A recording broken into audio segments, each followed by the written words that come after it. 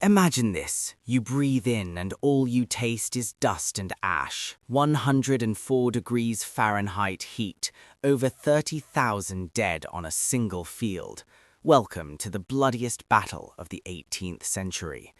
It's August 25th, 1758. The sun burns mercilessly from the sky. You're standing on a parched field in Neumark, east of the Oder River. Your throat is dry, your uniform sticks to your body. You're a Prussian musketeer in Frederick the Great's army, and you're about to march into absolute madness. Forget everything you've heard about chivalrous battles. What's going to happen today isn't a skirmish, it's a massacre. The situation.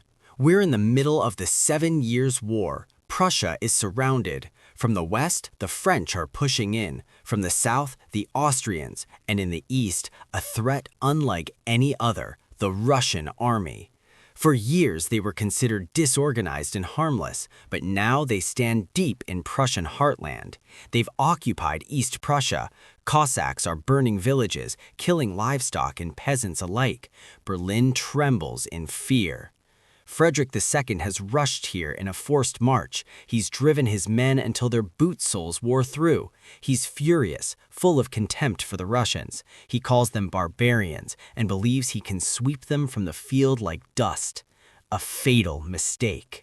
The enemy. Look at what you're facing. Over 42,000 Russian soldiers under General Wilhelm von Fermor. They fortified themselves near the village of Zorndorf in a wagon fort, a massive square formation, a hedgehog of cannons and bayonets that strikes in all directions. Your king has only about 33,000 men.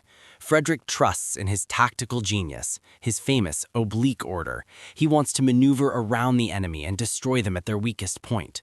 The plan sounds perfect on paper, but the terrain? Rugged, dense forests, and everywhere this damned dust. Morning, fire and smoke. 9 a.m., thunder. 60 heavy Prussian guns hammer into the Russian wagon fort. The village of Zorndorf catches fire. Wooden houses burn brightly. The smoke mixes with the dust into an impenetrable cloud. You can barely see your hand in front of your face. And the Russians? They stand. Any other enemy would have fled, the French, the Austrians, but the Russians don't move.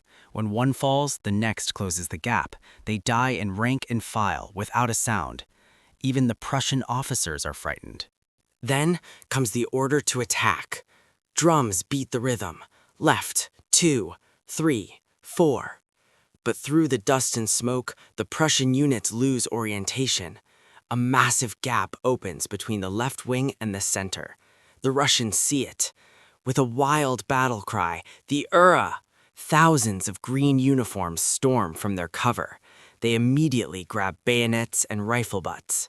Chaos erupts. The Prussian vanguard is overrun. Battalions considered the most disciplined in the world panic and flee. Can you imagine? Prussian soldiers running from the enemy. Frederick the Great rides into the melee, grabs a flag, tries to stop his men, but they can't hear him over the noise of battle. The battle seems lost before it's really begun. The turning point, Seydlitz. The Russians push deeper, capture Prussian cannons. They open the brandy barrels they find. This makes them even wilder. But Prussia has one more trump card, Friedrich Wilhelm von Seydlitz, the best cavalry general of his time. He stands with his squadrons on a hill, observing the disaster. The king orders him to attack, immediately. Seydlitz refuses. He sends word to the messenger. Tell the king that my head belongs to him after the battle, but now I hope he allows me to use it to win the battle. He waits until the Russians fall into disorder through their own attack, until they're drunk with victory and alcohol, their ranks dissolving. Then he draws his saber. The earth trembles. Thousands of Prussian cuirassiers and dragoons thunder into the Russian flank. It's like a hammer blow on a glass pane. The heavy cavalry breaks into the Russian masses and mows down everything. Seydlitz saves the Prussian army from total annihilation. The slaughter. The fleeing Prussians regroup, regain courage, turn around and attack again. What follows now defies all human description. Man against man, chest to chest. No more tactics, no more orders. Only stabbing, hacking, strangling. The Russians have shot their ammunition. They fight with sabers, stones, even teeth. In the worst part, no one gives quarter. Frederick has ordered no mercy, and the Russians give none either because they know they can't take prisoners. The sun stands high in the sky, 104 degrees Fahrenheit in the shade, plus the fire from burning houses. The men are dehydrated, black with powder smoke. A Russian soldier who's lost both legs keeps shooting from the ground at every Prussian who passes by. A Prussian officer is surrounded by 5 Russians and fights until he collapses under rifle butt blows. The dust is so thick that Prussians sometimes fire on their own men. No winner. The afternoon brings no decision, only more death. The front lines surge back and forth like the tides of a bloody sea. By evening, both armies are at their end. The ammunition is spent. The soldiers are so exhausted they can barely lift their weapons. Slowly, darkness descends over the battlefield. The fighting subsides, not because someone won, but because no one can fight anymore. The silence is broken only by the moaning of thousands of wounded among the piles of corpses.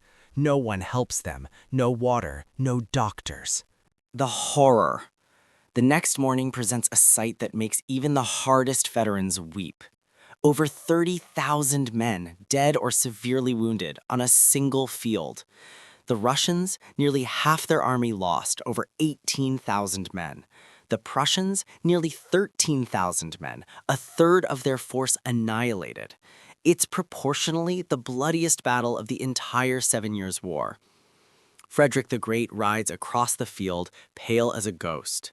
Here he utters his famous line, "It is easier to kill these Russians than to defeat them." Who won?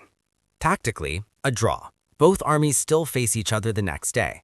Strategically, a victory for Prussia. The Russians are so badly hit they must abandon their advance on Berlin. They withdraw to Poland. Berlin is saved. But the price was astronomical. Zorndorf cracked the myth of Prussian infantry invincibility. It showed that even the best soldiers can panic. And it taught a lesson. A new power has risen in the East. Russia has written itself onto the European map in blood. The legacy. If you travel to Zorndorf today, now called Sarbanovo in Poland, it's quiet there. Fields stretch to the horizon.